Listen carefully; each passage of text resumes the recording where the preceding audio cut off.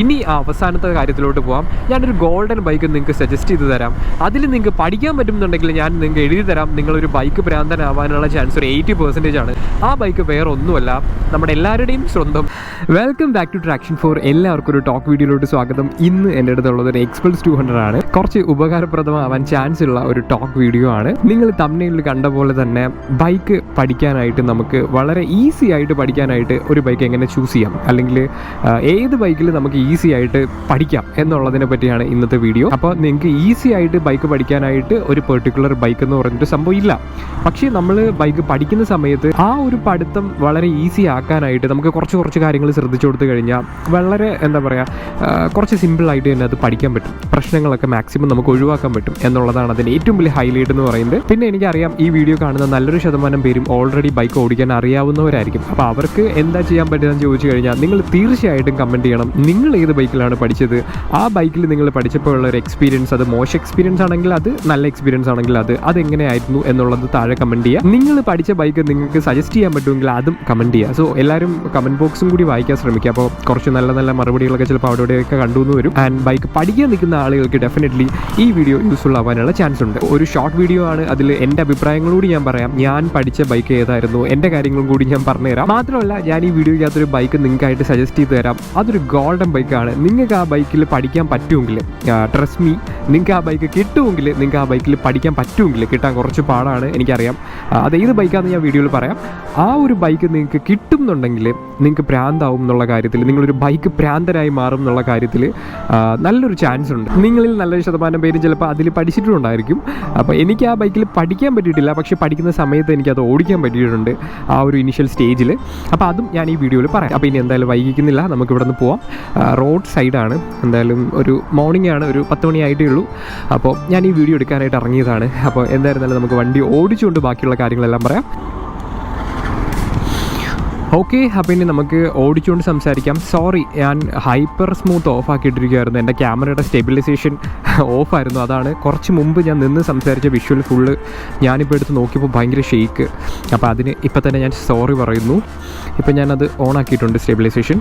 അപ്പോൾ ഇനി നിങ്ങൾക്ക് ആ ഒരു ഷെയ്ക്ക് ഉണ്ടാവില്ല.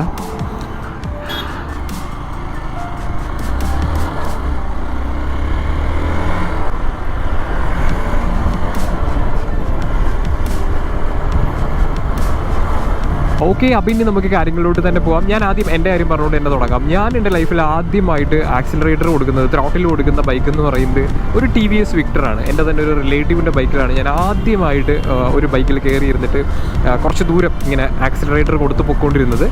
അതിനുശേഷം പിന്നെ ആ ബൈക്ക് ഞാൻ ഉപയോഗിച്ചിട്ടൊന്നുമില്ല. അതിനുശേഷം പിന്നെ ഞാനൊരു ബൈക്കിൽ തെളിയുന്നത് അല്ലെങ്കിൽ പ്രോപ്പറായിട്ട് പഠിക്കാനിരുന്നിട്ട് ഓടിക്കുന്നതെന്ന് പറയുന്നത് ഒരു CT100ലാണ്. അതിനുശേഷം ഞാൻ കുറേ ബൈക്കിൽ തെളിയാൻ തുടങ്ങി. അതായത് ഞാൻ പ്ലാറ്റിനയിൽ കൂടുതൽ തെളിയാൻ തുടങ്ങി. അതുപോലെ തന്നെ ഞാൻ നേരത്തെ പറഞ്ഞ ആ ഒരു ഗോൾഡൻ ബൈക്കിൽ തെളിയാൻ തുടങ്ങി. അത് ഞാൻ ഏതെന്ന് അങ്ങോട്ട് പറയാം. അങ്ങനെ കുറച്ച് ബൈക്കുകളിൽ മാറി പഠിക്കുകയാണ് ഞാൻ ചെയ്തിട്ടുള്ളത്. അതിനുശേഷം പിന്നെ കുറേ ബൈക്ക്, കുറച്ചുകൂടി പവറുള്ള ബൈക്കുകൾ, അതായത് അന്ന് 220 ZMR പോലുള്ള വണ്ടികളിലൊക്കെ ഓടിക്കാൻ തുടങ്ങി. അതായത് ഒരു 100cc ബൈക്കിൽ കുറേയൊക്കെ തെളിഞ്ഞതിന് ശേഷം പിന്നെ ഒരു 200cc ബൈക്കിലേക്ക് കയറുകയാണ് ചെയ്തത്. അങ്ങനെയായിരുന്നു എൻ്റെ ഒരു ബൈക്ക് പഠിത്തം എന്ന് പറയുന്നത്. അപ്പോൾ എൻ്റെ ആ ഒരു ഫ്ലാഷ് ബാക്കുകളൊക്കെ ഓർത്തുകൊണ്ടാണ് ഞാൻ ഈ വീഡിയോയിൽ സംസാരിക്കാൻ പോകുന്നത്. സത്യം പറഞ്ഞാൽ നമ്മൾ ബൈക്ക് പഠിക്കുന്ന ആ ഒരു ഇനിഷ്യൽ സ്റ്റേജ് എന്ന് പറയുന്നത്, നമ്മളൊരു 100cc ബൈക്ക് ആണെങ്കിൽ പോലും അതിനൊക്കെ ഒരു സൂപ്പർ ബൈക്കിൻ്റെ പവർ ആണല്ലോ എന്ന് ഫീൽ ചെയ്യുന്ന ഒരു സമയമാണ്. എനിക്കൊക്കെ അങ്ങനെയായിരുന്നു. കാരണം ഞാൻ ഫസ്റ്റ് പഠിച്ച ആ ഒരു CT100ൻ്റെയൊക്കെ ക്ലച്ചൊക്കെ റിലീസ് ചെയ്യുന്ന സമയത്ത് ഇങ്ങനെ വെളിയിലേക്ക് ഇങ്ങനെ തെറിക്കുന്ന, അത് നിങ്ങൾക്ക് അറിയാമല്ലോ, CT100ഒക്കെ വളരെ 100cc ആയതുകൊണ്ട് തന്നെ ചെറിയൊരു പവറുള്ള ബൈക്കുകളാണ്. പക്ഷേ അന്ന് അത് പഠിക്കുന്ന സമയത്തൊക്കെ അതിനൊക്കെ ഭയങ്കര പവറുള്ള പോലെയൊക്കെ തന്നെയായിരിക്കും ഫീൽ ചെയ്തിട്ടുള്ളത്. എനിക്ക് അങ്ങനെയൊക്കെ തന്നെയാണ് ഫീൽ ചെയ്തിട്ടുള്ളത്. അപ്പോൾ ആ ഒരു ടൈമിൽ നമ്മൾ വളരെ ശ്രദ്ധിച്ച് ചൂസ് ചെയ്ത് ബൈക്ക് എടുക്കുന്നതായിരിക്കും കുറച്ചുകൂടി ബെറ്റർ. പിന്നെ ആദ്യം തന്നെ ഞാനൊരു കാര്യം പറയാം. അവിടെ പിടിയടാ, ഇവിടെ പിടിയടാ, ക്ലച്ച് പിടിയടാ, ഗിയർ മാറ്റടാ എന്നൊക്കെ പറഞ്ഞ് ഭയങ്കരമായിട്ട് ബഹളം ഉണ്ടാക്കുന്ന ഒരു ടീമിനെയും കൊണ്ട് പഠിക്കാൻ പോവാതിരിക്കുക. അതായത് നിങ്ങളെ പഠിപ്പിക്കുന്ന ആൾ നിങ്ങളുമായിട്ട് ഫ്രണ്ട്ലി ആയിരിക്കണം. മാക്സിമം നിങ്ങൾക്ക് കമ്മ്യൂണിക്കേറ്റ് ചെയ്യാൻ പറ്റുന്ന ഒരാളെയും കൊണ്ട് പോകാം. വെറുതെ നമ്മളെ ഇറിറ്റേറ്റ് ചെയ്യുന്ന ഒരാളെയും കൊണ്ട് ദയവ് ചെയ്ത് പഠിക്കാൻ പോകാതിരിക്കുക. അത് ബൈക്ക് ആയിക്കോട്ടെ, കാർ ആയിക്കോട്ടെ, ഇനി നിങ്ങൾ വല്ല മ്യൂസിക്കൽ ഇൻസ്ട്രുമെൻറ്റ് പഠിക്കാൻ പോകുന്ന ആയിക്കോട്ടെ, എന്ത് പഠിക്കാൻ പോകുന്നുണ്ടെങ്കിലും നിങ്ങളുടെ ഗുരു എന്ന് പറയുന്നത് നിങ്ങൾക്ക് ഈസി ആയിട്ട് കമ്മ്യൂണിക്കേറ്റ് ചെയ്യാൻ പറ്റുന്ന ഒരാളായാൽ അത്രയും നല്ലത്.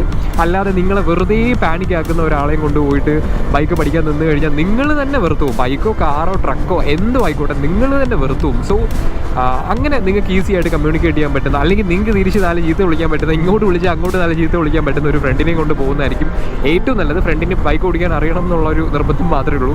അപ്പോൾ അങ്ങനെ ഒരാളെയും കൊണ്ട് തന്നെ പോകാം. ഇത് ആദ്യമേ മനസ്സിൽ വെച്ചുകൊണ്ട് തന്നെ തുടങ്ങാം. കാരണം ഇത് വളരെ പ്രധാനപ്പെട്ട ഒരു പോയിന്റാണ്. കാരണം എനിക്ക് ഭയങ്കര ആഗ്രഹമുണ്ട്. നിങ്ങളിൽ എത്ര പേര് ബൈക്ക് പഠിച്ചിട്ട് ബൈക്കിനൊരു മെഷീനായി മാത്രം കാണുമെന്ന് എനിക്കറിയില്ല. അതിനൊരു എന്താ പറയുക, ഒരു അതിനൊരു ക്യാരക്ടറായിട്ട് തന്നെ നിങ്ങൾക്ക് ഫീൽ ചെയ്യണം. നിങ്ങളുടെ കൂടെ കമ്പനി ആയിട്ടുള്ളൊരു ക്യാരക്ടറായിട്ട് തന്നെ ഫീൽ ചെയ്യണം എന്നുണ്ടെങ്കിൽ നിങ്ങൾ പഠിക്കുന്ന സമയത്ത് ഈ ബൈക്ക് മടുക്കരുത്. അതിന് തീർച്ചയായിട്ടും ഇതുപോലെ എന്താ പറയുക, നിങ്ങളെ മടുപ്പിക്കാത്ത ഒരാളിൻ്റെ കൂടെ തന്നെ പോയി പഠിക്കുക. ഇത് വളരെ ഇമ്പോർട്ടൻ്റ് ആയിട്ടുള്ളൊരു പോയിന്റാണ്. അപ്പോൾ ഇനി നമുക്ക് നമ്മുടെ മെയിൻ കാര്യങ്ങളിലോട്ട് തന്നെ പോകാം. ആദ്യം തന്നെ നിങ്ങൾ വളരെ CC കൂടിയ ഒരു ബൈക്കിൽ പഠിക്കാതിരിക്കുക. അതൊരു 200 CCയിലൊന്നും പോയി പഠിക്കാതിരിക്കുക. പഠിക്കാൻ പറ്റില്ല എന്നൊന്നും ഞാൻ പറയില്ല. പക്ഷേ നിങ്ങൾക്ക് എപ്പോഴും ഒരു സേഫ് സോണിൽ തന്നെ പഠിക്കാൻ ശ്രമിക്കുക. ബിലോ 150 CC അല്ലെങ്കിൽ മാക്സ് 150 CC മാത്രം നോക്കുക. 150 CC ഞാൻ ഭയങ്കരമായിട്ട് റെക്കമെൻഡ് ചെയ്യുന്നില്ല. ഒരു 125ഓ ഒരു 140ഓ 135ഓ ഒക്കെ ആണെങ്കിൽ കുഴപ്പമില്ല. തീരെ നിങ്ങൾക്ക് പേടിയാണെന്നുണ്ടെങ്കിൽ ഒരു 100 CC ആണ് ഏറ്റവും ബെറ്റർ എന്ന് പറയുന്നത്. സോ CC എന്ന് പറയുന്നത് ഒരു 150 CCക്ക് താഴോട്ട് പഠിക്കാൻ എപ്പോഴും ശ്രമിക്കുക. ഇനി അടുത്ത കാര്യം, നിങ്ങൾ ചൂസ് ചെയ്യുന്ന ബൈക്കിൻ്റെ വെയിറ്റ് ആണ്. ഒരുപാട് ഹെവി ആയിട്ടുള്ള ഒരു ബൈക്കിൽ പഠിക്കാതിരിക്കുക. എനിക്ക് ഉറപ്പുണ്ട് ഈ ഒരു കാര്യം ഞാൻ പറയുന്ന സമയത്ത് നിങ്ങളിൽ നല്ലൊരു ശതമാനം പേരും ചിലപ്പോൾ പഠിച്ചിട്ടുള്ള ഒരു ബൈക്കായിരിക്കും റോയൽ എൻഫീൽഡിൻ്റെ ക്ലാസിക്കോ സ്റ്റാൻഡേർഡോ അല്ലെങ്കിൽ ബുള്ളറ്റ്, ആ ഒരു ടൈപ്പ് ബൈക്കുകൾ. അതിൽ പഠിച്ച് കൈ തെളിഞ്ഞിട്ടുള്ള ഒരുപാട് പേരുണ്ടെന്ന് എനിക്കറിയാം. അതൊക്കെ ഹെവി ആയിട്ടുള്ള ബൈക്കുകളാണ്. അപ്പോൾ പിന്നെ നീ പറഞ്ഞ എങ്ങനെ ശരിയാവും എന്ന് ചോദിക്കരുത്. കാരണം ഞാൻ പറയുന്നത് നിങ്ങൾക്ക് ആ ബൈക്കിൽ പഠിക്കാൻ പറ്റില്ല എന്നല്ല, പഠിക്കുമ്പോൾ വളരെ ഈസി ആയിട്ട് പഠിക്കാനുള്ള വഴികളാണ് പറയുന്നത്. അപ്പോൾ ഒരു റോയൽ എൻഫീൽഡ് ബൈക്കൊന്നും എടുത്ത് പഠിക്കാൻ ഞാൻ സജസ്റ്റ് ചെയ്യില്ല. അതിൻ്റെ മെയിൻ റീസൺ എന്താണെന്ന് പറഞ്ഞാൽ അത് പഠിക്കാൻ പറ്റാത്തതുകൊണ്ടല്ല. ഒന്ന്, അത് മറിഞ്ഞു വീണ് കഴിഞ്ഞാൽ നമ്മൾ പഠിക്കുന്ന സമയത്ത് ഉറപ്പായിട്ടും വണ്ടി ഡ്രോപ്പ് ചെയ്യാനുള്ള ചാൻസസ് വളരെ കൂടുതലാണ്. അത് മറിഞ്ഞു വീണ് കഴിഞ്ഞാൽ നിങ്ങൾക്ക് ഒറ്റയ്ക്ക് എടുത്ത് പൊക്കാനെങ്കിലും പറ്റണം. രണ്ടാമത്തെ കാര്യം, നിങ്ങളുടെ ദേഹത്തോട്ട് വീണ് കഴിഞ്ഞാൽ വെയിറ്റ് കുറഞ്ഞൊരു വണ്ടി വീഴുന്നതായിരിക്കും അത്രയും നല്ലത്. ഒടുവും ചതവും ഒന്നുമില്ല, നിങ്ങൾക്ക് രക്ഷപ്പെടാൻ പറ്റും. മൂന്നാമത്തെ കാര്യം, നമ്മൾ ഫസ്റ്റ് ടൈം പഠിക്കുന്ന സമയത്ത് ആ ഒരു ക്ലച്ച് ബാലൻസ്, ത്രോട്ടിൽ ബാലൻസ് കാര്യങ്ങളുമായിട്ടൊക്കെ ആ വെയിറ്റും കൂടി ഒന്ന് ബാലൻസ് ആവണം. എന്നാലേ നിങ്ങൾക്ക് ഒരു യു ടേൺ ഒക്കെ എടുക്കാനും വണ്ടി പെട്ടെന്ന് തിരിക്കാനൊക്കെ പറ്റുള്ളൂ. അപ്പോൾ കുറച്ച് ഹെവി ആയിട്ടുള്ളൊരു വണ്ടിയാണെന്നുണ്ടെങ്കിൽ നിങ്ങളിങ്ങനെ യു ടേൺ ഒക്കെ എടുക്കുന്ന സമയത്തൊക്കെ വണ്ടി ഒരു സൈഡിലേക്ക് ഡ്രോപ്പ് ചെയ്യാനുള്ള ചാൻസസ് ഒക്കെ വളരെ കൂടുതലാണ്. അപ്പോൾ പഠിക്കുമ്പോൾ നമ്മൾ മാക്സിമം ഒരു വെയിറ്റ് കുറഞ്ഞൊരു ബൈക്കിൽ പഠിക്കാൻ ശ്രമിക്കുക. മൂന്നാമത്തെ കാര്യം, ഒരു സ്പോർട്സ് ബൈക്കിൽ പഠിക്കാൻ ശ്രമിക്കാതിരിക്കുക. അതിൻ്റെ മെയിൻ റീസൺ എന്താണെന്ന് പറഞ്ഞാൽ, ഒരു സ്പോർട്സ് ബൈക്കിൻ്റെ റൈഡേഴ്സ് ട്രയാങ്കിൾ എന്ന് പറയുന്നത് കുറച്ചൊന്ന് ബാക്കിലോട്ടായിരിക്കും കാലിരിക്കുക. നമ്മൾ എന്താ പറയുക, കുറച്ചൊന്ന് കോംപ്ലിക്കേറ്റഡ് ആണ്. നമ്മളൊന്ന് ഫോർവേഡ് ആയിട്ടായിരിക്കും ഇരിക്കുക. അപ്പോൾ ആ ഒരു സമയത്ത് നമ്മൾ എപ്പോഴും നമുക്ക് കാല് കുത്തേണ്ട ഒരു സിറ്റുവേഷൻ വരും നമ്മൾ പഠിക്കുന്ന സമയത്ത്. ആ ഒരു ടൈമിൽ നമ്മൾ ബാക്കിലേക്ക് കാലെടുത്ത് വയ്ക്കുന്ന ഒരു പോഷറിന്ന് കാലെടുത്ത് കുത്തുന്നതിനെക്കാട്ടി എളുപ്പമായിരിക്കും ഒരു കമ്മ്യൂട്ടിംഗ് സ്റ്റൈൽ റൈഡേഴ്സ് ട്രയാങ്കിൾ ഉള്ള ഒരു വണ്ടിക്ക്. അപ്പം സ്പോർട്സ് ബൈക്കിൻ്റെ മെയിൻ സംഭവം അതാണ്. അപ്പോൾ അതുകൊണ്ട് തന്നെ ഒരു സ്പോർട്സ് ബൈക്കിൽ പഠിക്കാതിരിക്കുക. അത് RCയോ അല്ലെങ്കിൽ R15ഓ അങ്ങനെയൊക്കെയുള്ളൊരു ബൈക്കിൽ പഠിക്കുന്നതിനെക്കാട്ടിയും കുറച്ചുകൂടി ബെറ്റർ ആയിരിക്കും നിങ്ങൾ അതല്ലാതെ ഉള്ളൊരു കമ്പ്യൂട്ടർ ബൈക്കിൽ പഠിക്കുന്നത്. എഗെയിൻ RC അല്ലെങ്കിൽ R15ൽ പഠിക്കാൻ പറ്റില്ല എന്നല്ല ഞാൻ പറയുന്നത്. നിങ്ങൾക്ക് കുറച്ചുകൂടി ഈസി ആയിട്ട് മാനേജ് ചെയ്യാൻ പറ്റുന്നത് എപ്പോഴും ഒരു കമ്പ്യൂട്ടർ ബൈക്ക് തന്നെ ആയിരിക്കും. ഇനിയുള്ളൊരു കാര്യം എന്ന് പറയുന്നത്, ഒരു നേക്കഡ് ബൈക്കിൽ പഠിക്കാൻ ശ്രമിക്കുക. ഇതുപോലെ ഒരു ഫെയർഡ് ആയിട്ടുള്ള ബൈക്കിൽ നമ്മൾ പഠിക്കുമ്പോഴുള്ള മെയിൻ പ്രശ്നം എന്താണെന്ന് പറഞ്ഞാൽ, നമ്മൾ ഡ്രോപ്പ് ചെയ്യും. നമ്മൾ പഠിക്കുന്ന സമയത്ത് ഡ്രോപ്പ് ചെയ്യുക എന്ന് പറയുന്നത് ഒരു തെറ്റല്ല. നമ്മൾ ഡ്രോപ്പ് ചെയ്യണം, എന്നാലേ നമുക്ക് അഹങ്കാരം കുറയുള്ളൂ. അതായത് കുറച്ചൊക്കെ നമ്മളൊന്ന് വീഴുകയും നമ്മുടെ കയ്യിൽ നിന്ന് വണ്ടി പോവുകയൊക്കെ ചെയ്യുമ്പോഴായിരിക്കും നമുക്ക് അയ്യോ നമ്മൾ ഉദ്ദേശിച്ച പോലെയല്ല, കുറച്ചുകൂടെ ഒന്ന് സീരിയസ് ആയിട്ടിരുന്ന് ഓടിക്കണം എന്നുള്ളൊരു ഫീല് നമുക്ക് കിട്ടുന്നത്. ചിലപ്പോൾ നമ്മൾ കൈ തെളിഞ്ഞു കഴിഞ്ഞാൽ പിന്നെ നമ്മൾ വീഴാനുള്ള ചാൻസസ് ഒക്കെ കുറവായിരിക്കും. അപ്പോൾ കൈ തെളിഞ്ഞു കഴിഞ്ഞതിന് ശേഷം നമ്മൾ കാണിക്കാൻ പോകുന്ന അഹങ്കാരത്തിനെ നമുക്ക് കുറയ്ക്കാൻ പറ്റുന്നത് നമ്മൾ കൈ തെളിയുന്നതിന് മുമ്പ് വീഴുന്ന വീഴ്ചകളുടെ ഓർമ്മകളിലായിരിക്കും. അപ്പം നമ്മൾ തീർച്ചയായിട്ടും വീഴണം എന്ന് തന്നെയാണ് എൻ്റെ അഭിപ്രായം. നിങ്ങൾ പഠിക്കുന്ന സമയത്ത് ചെറിയ എന്ന് വെച്ചാൽ ആട്ടിലോ തോട്ടിലോ പോയി വീഴണം എന്നല്ല, ചെറിയ രീതിക്കൊക്കെ വണ്ടിയൊക്കെ ഒന്ന് കയ്യിൽ നിന്നൊക്കെ പോകണം, സ്ലിപ്പ് ചെയ്യണം. എന്നാലേ നിങ്ങൾക്ക് ആ ഒരു ഫീല് കിട്ടുള്ളൂ. കുറച്ചൊക്കെ ഒന്ന് ചോരയൊക്കെ വരട്ടെ, അവിടെ ഇവിടെയൊക്കെ ഒന്ന് മുറിഞ്ഞിട്ട്, അത്രേ ഉള്ളൂ. ഭയങ്കര സീരിയസ് ആയിട്ട് ഇഞ്ചേർഡ് ആവണം എന്നല്ല. അപ്പോൾ അങ്ങനെയൊക്കെ വരുമ്പോഴേ നിങ്ങൾക്ക് എന്താ പറയുക, ഭാവിയിൽ നിങ്ങൾ സുരക്ഷിതമാവുള്ളൂ എന്നാണ് എൻ്റെ അഭിപ്രായം. അപ്പോൾ പഠിക്കുന്ന സമയത്ത് വണ്ടി നമ്മൾ ഡ്രോപ്പ് ചെയ്യും. അപ്പോൾ ആ ഡ്രോപ്പ് ചെയ്യുന്ന സമയത്ത് കിറ്റുള്ള ബൈക്കാണെന്നുണ്ടെങ്കിൽ അത്രയും ചിലവ് നമുക്ക് കുറഞ്ഞു കിട്ടും. നമ്മൾ കിറ്റ് ഉള്ള ബൈക്കാണെന്നുണ്ടെങ്കിൽ നമുക്ക് ചിലവ് കുറച്ച് കൂടുതലായിരിക്കും. കിറ്റ് ഇല്ലാത്ത ബൈക്കാണെന്നുണ്ടെങ്കിൽ നമുക്ക് അത്രയും ചിലവ് കുറഞ്ഞു കിട്ടും. മാത്രമല്ല, നമ്മൾ ഫുള്ളി ഫെയർഡ് ആയിട്ടുള്ള ബൈക്ക് നോക്കി കഴിഞ്ഞാൽ അതിൽ ക്രാഷ് കാർഡും കാര്യങ്ങളൊന്നും കാണില്ല. അപ്പോൾ നമ്മൾ നോർമലി ഉള്ള ബൈക്കുകൾ, ഇപ്പോൾ നേക്കഡ് ആയിരുന്നാലും അല്ലെങ്കിൽ കമ്മ്യൂട്ടേഴ്സ് ആയിരുന്നാലും അതിൽ ക്രാഷ് കാർഡൊക്കെ ഉണ്ടാവും. അപ്പോൾ ക്രാഷ് കാർഡിലെങ്കിലും താങ്ങി വണ്ടി നിൽക്കും, അതിനുള്ള ചാൻസസും ഉണ്ട്.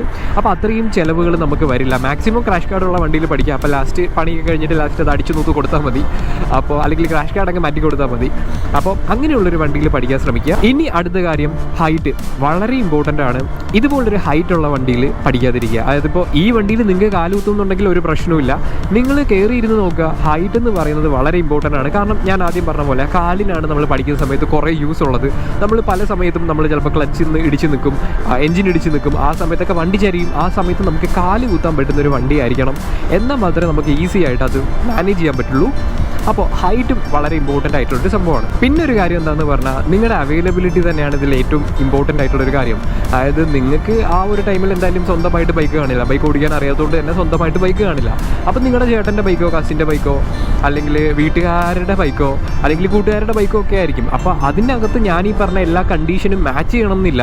അപ്പോൾ മാക്സിമം ഇത് മാച്ച് ചെയ്യുന്ന പോലത്തെ ഒരു വണ്ടി എടുക്കാൻ ശ്രമിക്കുക എന്നാണ് എനിക്ക് പറയാനുള്ളത്, പഠിക്കാനായിട്ട് മാത്രം. പിന്നെ ഡെഫിനറ്റ്ലി പവറിൻ്റെ കാര്യത്തിൽ നിങ്ങൾ പേടിക്കണോ എന്ന് ചോദിച്ചു കഴിഞ്ഞാൽ പേടിക്കേണ്ട വണ്ടികളുണ്ട്. ഇപ്പോൾ ഒരു ഡ്യൂക്ക് 390 നിങ്ങൾ പഠിക്കാൻ നിന്ന് കഴിഞ്ഞാൽ ഡെഫിനറ്റ്ലി നിങ്ങൾ പേടിക്കും, ഉറപ്പാണ്. അപ്പോൾ അങ്ങനെ ഒരു ചാട്ടം ഉള്ളൊരു ബൈക്ക് മാക്സിമം ഒഴിവാക്കുക നിങ്ങളുടെ ഫസ്റ്റ് ഇനിഷ്യൽ സ്റ്റേജിൽ നിന്ന്. നിങ്ങൾക്ക് ഒരു 150cc തന്നെ വേണമെന്നുണ്ടെങ്കിൽ നിങ്ങൾക്ക് FC ചൂസ് ചെയ്യാം. അതായത് വളരെ എന്താ പറയുക, ഇനിഷ്യലി ഭയങ്കര ലീനിയറാണ് അതിൻ്റെ പവർ എന്ന് പറയുന്നത്, വളരെ സോഫ്റ്റാണ് വണ്ടി, യമഹയുടെ എഞ്ചിനാണ്, വളരെ ക്ലീനാണ്, ഒരുപാട് ടോർക്കൊന്നുമില്ല, ഒരുപാട് പവറും ഇല്ല. എന്നാൽ ഒരു ബിഗിനറിനെ വെച്ച് നോക്കുമ്പോൾ അവന് വേണ്ടത്ര പവറും അതിൻ്റെ അകത്തുണ്ട്. ഒരുപാട് വെയിറ്റ് ഉള്ളൊരു ബൈക്കുമല്ല FC, നിങ്ങൾക്ക് ഹാൻഡിൽ ചെയ്യാൻ പറ്റും. അതും ഒട്ടും മോശമല്ല. അതാണ് ഒരു കമ്പ്യൂട്ടറിൻ്റെ അത്രയും ലോ വെയിറ്റ് ആണോ എന്ന് ചോദിച്ചാൽ അത്രയല്ല, എന്നാൽ ഒരു നല്ല ഹെവി ആയിട്ടുള്ളൊരു ബൈക്കാണോ എന്ന് വെച്ചാൽ അത്രയല്ല. അതിനൊരു മീഡിയം ലെവലിലാണ് FC ഒക്കെ നിൽക്കുന്നത്. FC 150യുടെ കാര്യമാണ് പറയുന്നത്. അപ്പോൾ നിങ്ങൾക്ക് FC കിട്ടുമെന്നുണ്ടെങ്കിൽ നല്ലൊരു ഓപ്ഷനാണ്. ഇപ്പോൾ നിങ്ങൾ പഠിക്കാനായിട്ട് ഒരു കാറ് ഒരു ബൈക്ക്, ഞാൻ ഈ ബെൻസ് കണ്ടുകൊണ്ടാണ് കാറെന്ന് വന്നത്, ഒരു ബൈക്ക് റെൻ്റ് എടുക്കുകയാണെന്നുണ്ടെങ്കിൽ ഉറപ്പായിട്ടും നിങ്ങൾക്ക് കൺസിഡർ ചെയ്യാൻ പറ്റുന്നതാണ് പഴയ FC. പുതിയ FC എടുക്കണമെന്നില്ല, പഴയ FCകൾ കിട്ടും പഠിക്കാനായിട്ട്. പിന്നെ ഞാൻ പറയുന്നത് കുറച്ച് കമ്മ്യൂട്ടേഴ്സ് ഉണ്ട്. ഇപ്പോൾ നിങ്ങൾക്ക് എന്താ പറയുക, ഒരു 100cc വേണ്ട എന്നാണെന്നുണ്ടെങ്കിൽ കുറച്ചുകൂടി കമ്മ്യൂട്ടർ ആയിട്ടുള്ള വണ്ടികളുണ്ട്. ഈ പോകുന്ന നമ്മുടെ ഡിസ്കവർ, ഇത് 150 ആണോ, ഇത് 125 ആണ്, 125 150 ഒക്കെ ഉണ്ട്. അപ്പോൾ ഡിസ്കവർ പോലുള്ള വണ്ടികളൊക്കെ ചൂസ് ചെയ്യാം. അല്ലെങ്കിൽ ഹോണ്ടയുടെ ബൈക്കുകളൊക്കെ ഉണ്ട്, അത് CB ഷൈൻ ഉണ്ട്. ഷൈനൊക്കെ കിടിലൻ വണ്ടിയാണ് പഠിക്കാനായിട്ട്.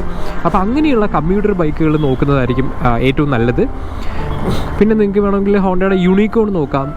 യൂണിക്കോൺ കുറച്ച് പവറുണ്ട്, പക്ഷേ യൂണിക്കോൺ ഒട്ട് വെയിറ്റ് ഇല്ല, അതുകൊണ്ട് തന്നെ നിങ്ങൾക്ക് വളരെ സിമ്പിളായിട്ട് പഠിക്കാം എന്നുള്ളതാണ് യൂണിക്കോൺ. അപ്പോൾ നിങ്ങൾക്ക് ഒരു മോർ ദാൻ ഒരു 100cc തന്നെ അത്യാവശ്യം നല്ലൊരു ബാലൻസ് ഉണ്ടാവും. അപ്പോൾ അതും നല്ലൊരു ഓപ്ഷൻ തന്നെയാണ്. അങ്ങനെയുള്ള കമ്പ്യൂട്ടർ ഞാൻ കുറേ ബൈക്കുകൾ പറഞ്ഞിട്ടില്ല എന്നുള്ളത് എനിക്കറിയാം.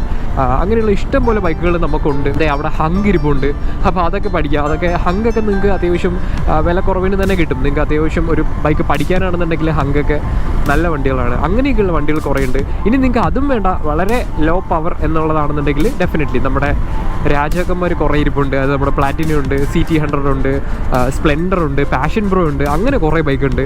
സോ അതിലൊക്കെ നിങ്ങൾക്ക് വളരെ ഈസി ആയിട്ട് പഠിക്കാം. അതൊക്കെ ഡ്രോപ്പ് ചെയ്താലും എനിക്ക് തോന്നുന്നു നിങ്ങൾക്ക് ഒന്നും പറ്റില്ല. അതെ 220 ഉണ്ട്, 220 ഞാൻ പഠിക്കാൻ റെക്കമെൻഡ് ചെയ്യില്ല. നിങ്ങൾ ഈ വണ്ടിയിലൊക്കെ ഒന്ന് പഠിച്ചതിന് ശേഷം 220 നല്ല വണ്ടിയാണ് കേട്ടോ പഠിക്കാനായിട്ട്. അപ്പോൾ ഇതാണ് എനിക്ക് പഠിക്കാനുള്ള ബൈക്കുകളുടെ കാര്യത്തിൽ സെലക്ട് ചെയ്ത് എങ്ങനെ ഒരു ഈസി ആയിട്ടുള്ള ഒരു വണ്ടി എടുക്കാം എന്നുള്ളൊരു കാര്യത്തിൽ എനിക്ക് പറയാനുള്ളത്. ഇനി അവസാനത്തെ കാര്യത്തിലോട്ട് പോകാം. ഞാനൊരു ഗോൾഡൻ ബൈക്ക് നിങ്ങൾക്ക് സജസ്റ്റ് ചെയ്ത് തരാം.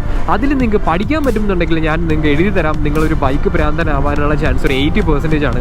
നിങ്ങൾക്ക് ബൈക്ക് എന്ന് പറയുന്ന ഒരു വലിയ വികാരമായിട്ട് നിങ്ങളുടെ ലൈഫിൽ മാറാനുള്ള ചാൻസസ് ആണുള്ളത്. ആ ബൈക്ക് വേറെ ഒന്നുമല്ല, നമ്മുടെ എല്ലാവരുടെയും സ്വന്തം RX100 ആണ്. RX100ൻ്റെ കാര്യത്തിൽ മാത്രമല്ല, നിങ്ങളൊരു 2 സ്ട്രോക്കിൽ പഠിക്കാൻ ശ്രമിക്കുക. അത് RX100ഓ 135ഓ അല്ലെങ്കിൽ വേറെ ഏതെങ്കിലും 2 സ്ട്രോക്ക് ബൈക്ക് ആണെങ്കിലും നിങ്ങളൊരു 2 സ്ട്രോക്കിൽ പഠിക്കുന്നത് വളരെ നല്ലതായിരിക്കും.